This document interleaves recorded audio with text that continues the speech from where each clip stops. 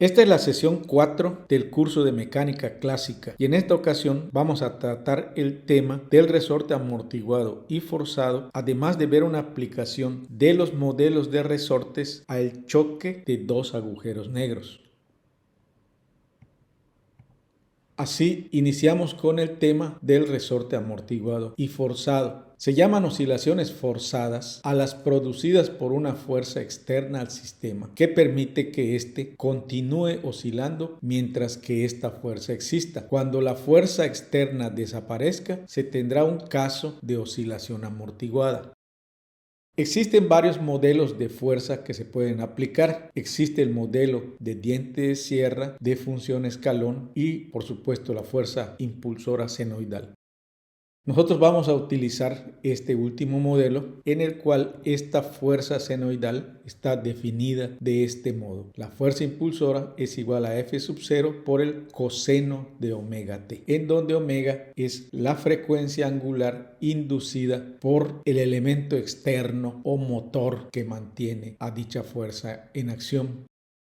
Así, la ecuación del oscilador armónico amortiguado sometido a una fuerza impulsora senoidal nos va a quedar como, sustituyendo en el modelo newtoniano, m por x dos puntos igual a menos kx menos b por x punto más f sub 0 coseno de omega t, en donde manipulamos la expresión haciendo los cambios que anteriormente ya vimos y añadiendo el a sub 0 que es f sub 0 sobre m. Por lo que nuestro modelo de resorte amortiguado y forzado es x dos puntos más beta por x punto más omega sub 0 cuadrado por x igual a sub 0 coseno de omega t, que vuelve a ser una ecuación diferencial lineal de segundo orden, pero en esta ocasión es no homogénea. Y la solución se halla resolviendo primeramente la ecuación homogénea, que es la ecuación del resorte amortiguado, y seguidamente proponer una solución a la que le llamamos la ecuación particular. Esta ecuación particular es del tipo x sub p de t igual a d coseno de omega t menos delta. Así, aplicamos a esta solución particular la primera derivada y la segunda derivada y sustituimos en el modelo de nuestro oscilador armónico amortiguado y forzado, quedándonos la siguiente expresión, en la cual desarrollamos los términos de seno de omega t menos delta y coseno de omega t menos delta, y nos queda la ecuación expresada como se muestra. Reunimos los términos que tengan seno de omega t y coseno de omega t y de esta ecuación obtenemos dos ecuaciones en donde el término que está multiplicado por el coseno de omega t lo vamos a hacer igual a sub 0 y el término que está multiplicado por el seno de omega t lo vamos a hacer 0. Así obtenemos dos ecuaciones las cuales vamos a resolver. Así, de esta ecuación despejamos la tangente de delta y hacemos un triángulo auxiliar en el que el cateto adyacente es omega sub 0 cuadrada menos omega cuadrada, el cateto opuesto es omega por beta y la hipotenusa está dada por la raíz de omega sub 0 cuadrada menos omega cuadrada al cuadrado más omega cuadrada por beta cuadrada. Así, el seno y el coseno que corresponden a este triángulo está dada por las expresiones mostradas, las cuales vamos a sustituir en la ecuación A, que nos queda escrita de la siguiente manera. Factorizamos nuestra D, realizamos las multiplicaciones, despejamos la D y obtenemos que esta es a sub 0 dividido entre la raíz de omega sub 0 cuadrada menos omega cuadrada al cuadrado más omega cuadrada beta cuadrada. Sustituyendo dentro de la ecuación particular nos queda que esta es a sub 0 coseno de omega t menos delta dividido entre la raíz de omega sub 0 cuadrada menos omega cuadrada al cuadrado más omega cuadrada beta cuadrada. La solución total de la función de desplazamiento es la suma de la homogénea más la particular, por lo que esta expresión es como se muestra. Es conveniente hacer notar que el primer término de la solución, que es la parte homogénea, representa los efectos transitorios, los cuales se anulan cuando ha pasado un tiempo t muy grande, debido al factor e a la menos beta t sobre 2. El término que corresponde a la solución particular x sub p de t representa los efectos estacionarios y contiene toda la información para el caso en que t sea grande en comparación con beta. Es claro que este término de la solución particular existirá en tanto esté funcionando la fuerza externa que mantiene el movimiento.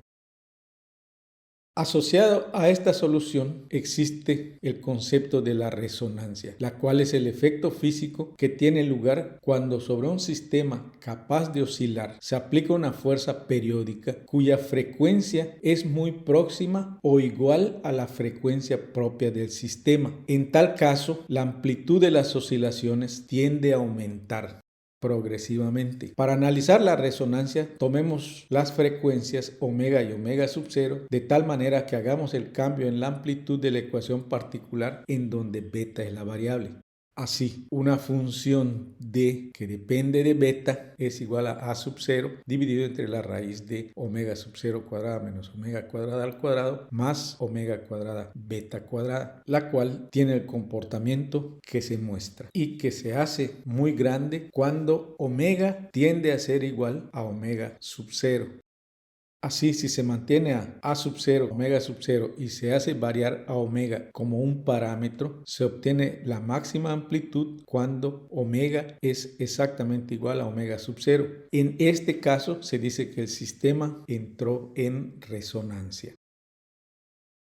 Vamos a aplicar los conceptos de resortes al siguiente problema. Un resorte sin masa de longitud L y constante K cuelga libremente de un soporte. Si una masa M se añade al lado libre del resorte y entonces se libera para que adquiera la longitud relajada del resorte, encuentre el movimiento subsiguiente. En este problema, dado que no nos dan datos para suponer que se trata de un resorte amortiguado o de un resorte amortiguado y forzado, entonces suponemos que es un resorte ideal. Así, la longitud h que se estira el resorte por efecto de la gravedad la podemos calcular como mg dividida entre k. Y estas son las condiciones que gráficamente se muestran para la elongación del resorte. Así, el resorte se suelta en t igual a 0 con una longitud de L. Seguidamente se inicia el movimiento periódico, por lo que si pasamos nuestro origen al punto donde cuelga el resorte con masa, la función que resulta es x de t igual a L más h coseno de omega sub 0 t menos phi. En el tiempo inicial, x es igual a L, por lo que obtenemos que phi es igual a pi. Descomponiendo el coseno de la diferencia angular de la función de la posición x de t, en donde ya conocemos el valor de phi, obtenemos que este coseno de la diferencia es igual a menos coseno de omega sub 0 t. Por lo que nos queda que x de t es igual a L más h menos h coseno de omega sub 0 t. Finalmente, teniendo en cuenta que omega sub 0 es la raíz de k sobre m, sustituyendo en la función x de t el valor de h y factorizando, obtenemos que x de t es igual a L más mg sobre k. Todo esto multiplicado por 1 menos el coseno de la raíz de k sobre m, todo multiplicado por t. Entonces, este es un problema de aplicación del comportamiento de un resorte ideal. ¿Qué pasa para un resorte amortiguado? En el siguiente problema me dicen que se observa que un diapasón cuya frecuencia de oscilación es de 440 ciclos por segundo se amortigua a 1/10 de su amplitud en 10 segundos. Si este amortiguamiento se debe principalmente a la producción de sonido, ¿cuál deberá ser la frecuencia de oscilación del diapasón en el vacío? Así es claro que este es un ejemplo de un resorte amortiguado y aplicamos algunos conceptos. Sabemos que la frecuencia dada en ciclos por segundo es una frecuencia lineal, no es velocidad angular, y que para convertir una en otra necesitamos utilizar la ecuación omega igual a 2pi por la frecuencia. De ahí obtenemos nuestra frecuencia, a la cual le llamamos omega sub 1, y esta es de 2764.61 radianes por segundo. También sabemos que en el momento inicial la amplitud de la oscilación es máxima, y aplicando estas condiciones a la ecuación encontrada como solución del oscilador armónico amortiguado, que es la que se muestra, y aplicamos las condiciones iniciales del movimiento, en donde en el momento inicial la amplitud es h y de ahí obtenemos el ángulo de fase phi, que en este caso es 0. Cuando han pasado 10 segundos se hace otra medición y se tiene que en 10 segundos h ha reducido a 1/10 de su amplitud. Volvemos a aplicar a nuestra ecuación de movimiento y de ahí obtenemos el valor de beta, el cual al hacer los cálculos nos da que es de 0.46052 radianes sobre segundo.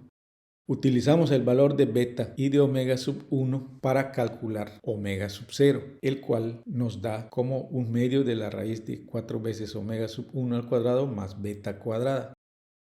Hacemos los cálculos sustituyendo los valores de omega sub 1 y de beta ya conocidos y obtenemos que omega sub 0 es 2764.61 radianes por segundo, y a este está asociada una frecuencia de omega sub 0 sobre 2pi dada por 440.001 ciclos por segundo. Lo que se puede apuntar en este problema es que todas las mediciones se realizan en máximos, es decir, cuando el coseno sea 1. De ahí obtuvimos el 1/10 de h igual a h por e a la menos 5 beta. Hicimos el coseno igual a 1.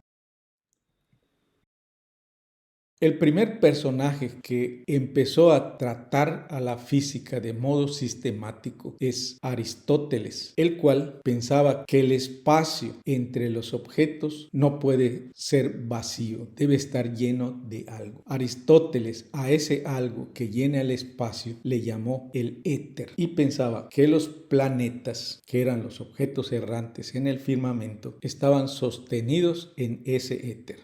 El primero que mide el radio de la Tierra es Eratóstenes de Cirene, el cual con herramientas muy precarias logra dar una muy buena aproximación de este radio.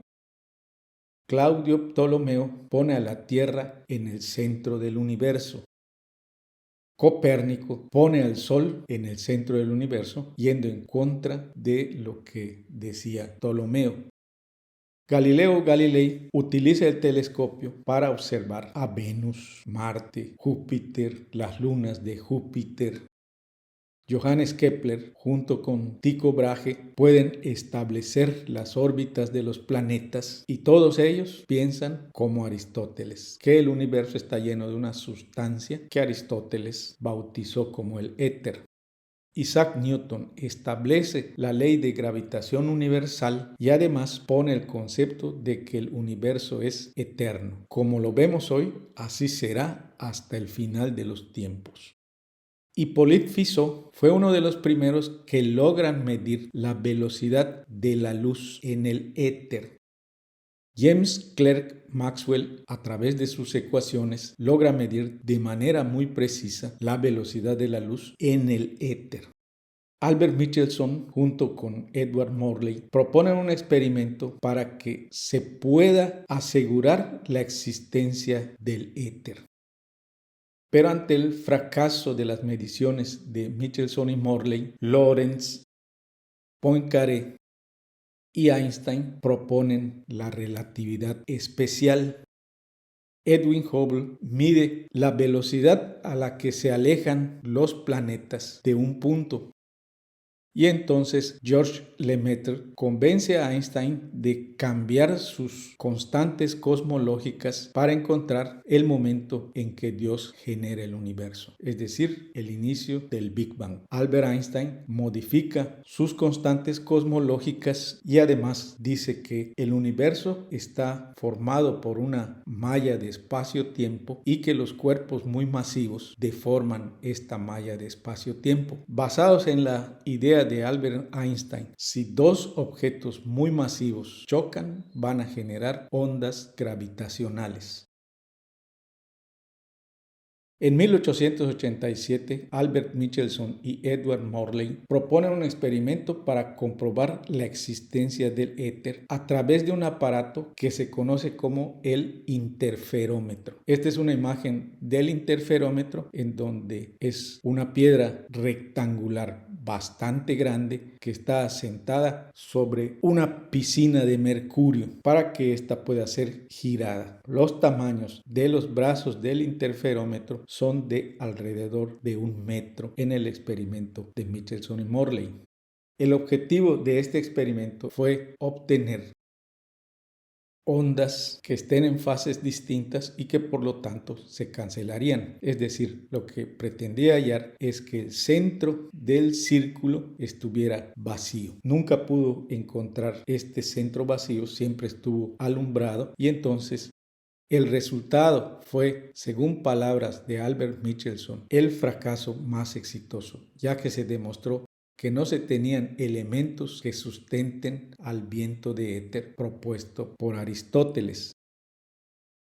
Es así que se propone la construcción de un observatorio de ondas gravitacionales a través de un interferómetro láser, es decir, el LIGO. Se construye este interferómetro, el cual tiene 2 brazos de 4 kilómetros cada uno, y en el que el 14 de septiembre de 2015 se observó la primera medición de una onda gravitacional.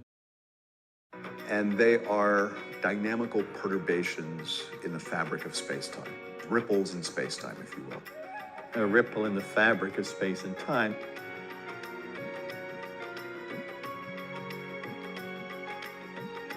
The idea was extremely simple, and it turns out to be the basis of LIGO. What the gravitational wave does is it stretches space this way and compresses space that way. So you exploit that property. Put one object here and another object over there, and let the gravitational wave go through that system, and it'll change the space between these by contracting that one and extending that one.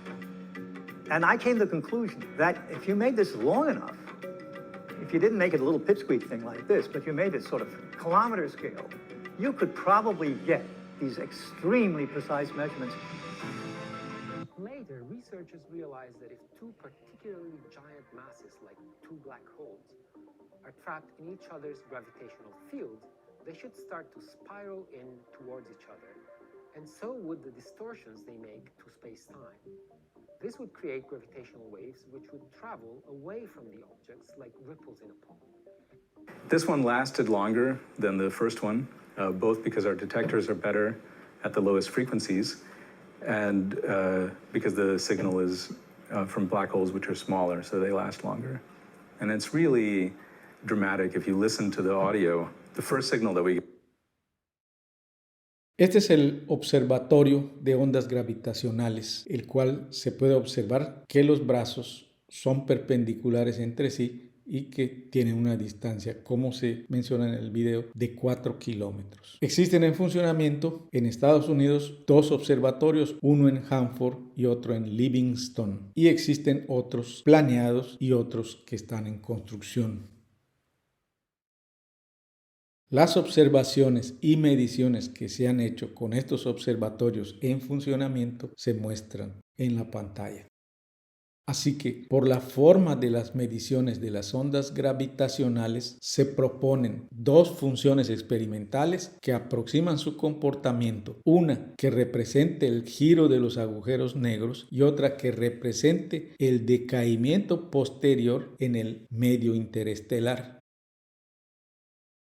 Y de las gráficas observacionales se tienen los siguientes datos. A, para la fuerza impulsora, un punto 1 que está dado por 0.10, 0.30, un punto P sub 2 que es 0.40, 0.85 y otro punto P sub 3 que está en 0.42,1. Para la onda amortiguada se da un punto P sub 3 que es el último de la fuerza impulsora, que es 0.42,1, y un P sub 4 que está en 0.44, 0.45.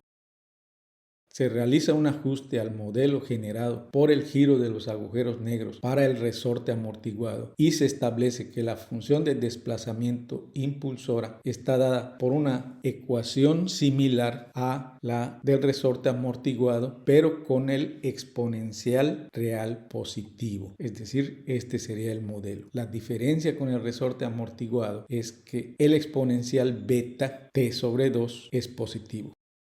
Si la función de desplazamiento del medio interestelar funciona como un resorte amortiguado que inicia donde termina el anterior, calcule las constantes de atracción por giro beta sub 1, la frecuencia del resorte desamortiguado omega sub 1, el ángulo de fase phi sub 1, la frecuencia angular omega 0 del sistema, la función de desplazamiento de la onda impulsora y de la amortiguada con sus respectivos valores beta 2, omega 2 y phi 2. Así, el modelo para el resorte amortiguado que se produce al final de la fuerza impulsora está dada por el modelo que se muestra en la pantalla. Primero vamos a hacer el ajuste al modelo del resorte amortiguado, el cual va a partir del mismo modelo de resorte amortiguado, pero el signo es positivo. Así, resolvemos nuestro modelo que tiene las mismas soluciones, pero la beta es positiva. Así, lambda sub 1 es igual a beta sub 1 más la raíz de beta sub 1 cuadrada menos 4 veces omega sub 0 cuadrada. Y lambda sub 2 es beta 1 menos la raíz de beta 1 cuadrada menos 4 veces omega sub 0 cuadrada, todo dividido entre 2. Y que en el caso subamortiguado nos lleva a la siguiente solución. Con los valores de los puntos dados calcularemos beta sub 1, omega sub 1 y a partir de estos obtendremos omega sub 0, h sub 1 y phi sub 1. Así, x inicial en t igual a 0.10 es h sub 1 por e a la 0.05 beta sub 1 y entonces 0.3 es igual a h sub 1 por e a la 0.05 beta 1, por lo que h sub 1 es igual a 0.30 por e a la menos 0.05 beta sub 1. Sustituimos en la función de desplazamiento y tomamos el registro del punto P sub 3, igualamos y calculamos el valor de beta sub 1. Una vez que ya tenemos el valor de beta sub 1, calculamos H sub 1. Y tenemos ya nuestra expresión de la función de desplazamiento para la cual calculamos las condiciones para que el coseno sea máximo. Para esas condiciones, phi sub 1 nos da que es 0.05 omega sub 1. Y para definir la frecuencia angular tomamos dos máximos consecutivos que están referidos por los puntos P sub 2 y P sub 3. Hallamos el valor de omega sub 1 y sustituimos en la expresión de phi sub 1, la cual nos da 15.71. Con los valores de beta 1 y la frecuencia angular del resorte desamortiguado omega sub 1, calculamos la frecuencia natural omega sub 0 del medio interestelar, la cual es constante para ambas funciones y que nos da 314.182. Así, nuestra función de desplazamiento es la que se muestra, que funciona previo al choque de los agujeros negros. La función amortiguada posterior al choque debe tener la condición de que son funciones univaluadas. Así, aplicamos estas condiciones y sustituimos en el modelo de la función amortiguada que nos queda escrito de la siguiente manera. Pero la H2, que corresponde al inicio del movimiento amortiguado, corresponde a la última H1 del movimiento impulsado por los agujeros negros. Así, aplicamos las condiciones para hallar phi sub 2, la cual nos da 0, y nos queda que la función de desplazamiento posterior al choque es como se muestra. Para evaluar beta 2, tomamos el punto P sub 4 y sustituimos en la función x sub a de t. Despejamos beta 2 y la evaluamos obteniendo el valor de 79.85. Por lo que finalmente el modelo posterior al choque de los dos agujeros negros es como se muestra en la pantalla.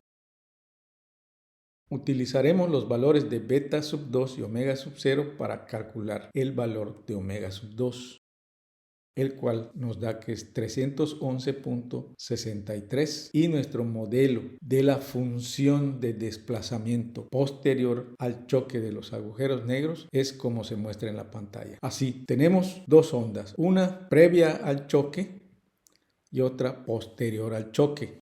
Y la gráfica que generan estas dos funciones se muestra a la derecha. Entonces la roja es x sub i de t que funciona previo al choque y la función azul es la x sub a de t que describe al resorte que funciona posterior al choque. Bien, vamos a construir en GeoGebra el modelo de resorte amortiguado y forzado y vamos a poner también estos dos modelos de resortes en el choque de dos agujeros negros. Abrimos una página en blanco de GeoGebra y vamos a generar 6 deslizadores. Un primer deslizador que sea beta y que vaya de 0 a 5. Otro a sub 0 y que este vaya de 1 a 5. Otro que sea omega y que vaya de 1 a 20. Otro que sea omega sub 0 que también vaya de 1 a 20. Otro que sea h que vaya de 1 a 5. Y por último, uno que sea phi. Calculamos delta como omega beta dividido entre omega sub 0 cuadrada menos omega cuadrada. Calculamos omega sub 1 como la raíz de 4 veces omega sub 0 al cuadrado menos beta cuadrada. Y escribimos nuestra función del resorte amortiguado y forzado.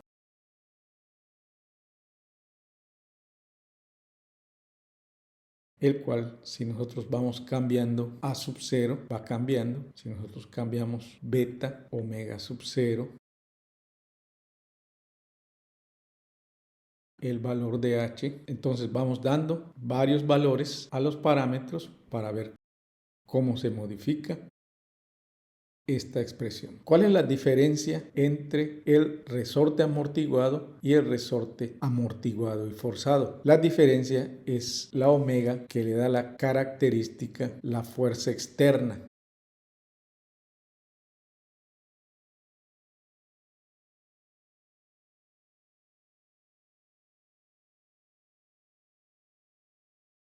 Y esta fuerza externa, en el momento en que pasa cercana a la frecuencia natural del sistema, se hace grande. En el momento en que se alejan, se hace muy pequeña. Esta es la característica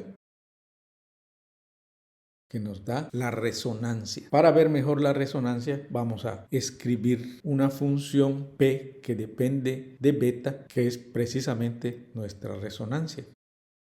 Si nosotros hacemos cambiar a omega, la alejamos del valor omega sub 0, vemos cómo esta se empieza a modificar y en el momento en que se va acercando a omega sub 0, esta función va creciendo hasta que al ser igual obtiene un valor muy grande y la función de estado estacionario se dispara. En el momento en que se alejan estos dos valores, la función de estado estacionario se empieza a apagar.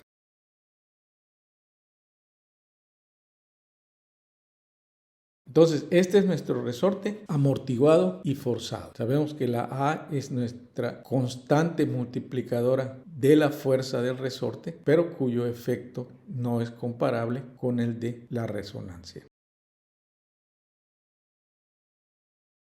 Vamos a dejar de ver estas funciones y vamos a generar un deslizador adicional que se llame B, que vaya de 1 a 5. Y vamos a poner una función G1 de t que se caracterice por tener una beta positiva. Si la beta es positiva, la función es creciente, periódica pero creciente. Vamos a escribir otra función G sub 2 que esté afectada por una beta negativa. Y si la función está afectada por una beta negativa, sabemos que es una función decreciente. Vamos a ajustar estas funciones a través de phi, de beta y de b. Y vamos a ajustarla para los valores específicos de beta igual a 0.5, omega sub 0 igual a 4.7, h igual a 3.9, phi de 232, a sub 0 de 4.5 y omega de 7.1. Y hagamos un ajuste final en omega y vemos que podemos hacer que las funciones se acoplen a través de una función de beta positiva y otra función de beta negativa. Es decir, podemos hacer el ajuste que mostramos con los agujeros negros. Vamos a dejar esta función y vamos a poner los ajustes que calculamos en el último problema de los agujeros negros. Así, con los datos observacionales obtenidos del LIGO, pudimos generar el siguiente modelo que es para una beta positiva, y también con los datos del LIGO pudimos obtener este otro modelo que es para una beta negativa. Vamos a pintarla de azul. Y estos son los datos observacionales ajustados para las mediciones realizadas por el LIGO en el choque de dos agujeros negros. Bien, en la próxima sesión vamos a tratar la naturaleza vectorial de la física para, a través de los sistemas de coordenadas propios, calcular los vectores de aceleración y de velocidad